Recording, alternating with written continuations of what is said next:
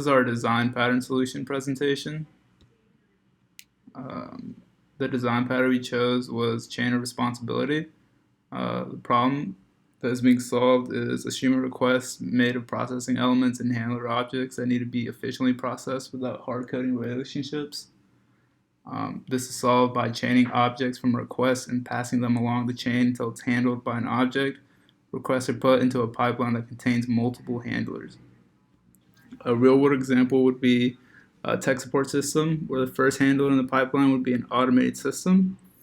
If this automated system can't handle the process, it's passed on to the next handler, which is a live agent that provides general troubleshooting. And then the final handler would be an agent with administrative rights, like a supervisor. And in this design pattern, there should always be a safety net for unhandled requests. So here we have our application class diagram. It functions basically as your standard UML diagram. And in it, you can see the basics of the chain of responsibility design implementation.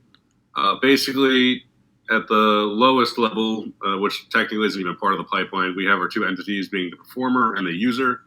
And at the highest level, being the start of the pipeline itself, we have the two controller classes being the performer controller and the user controller.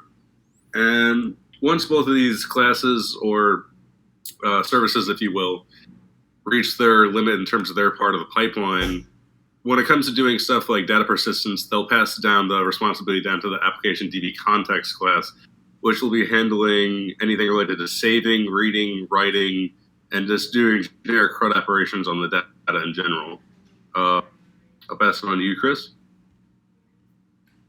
So our plan on implementing this chain of responsibility technique is in the API beginning with the controller layer. And this layer send our requests, which are processed, and then the appropriate responses are sent back to the callers. After that, our next layer is the database, where our information is stored, updated, and deleted from within the database.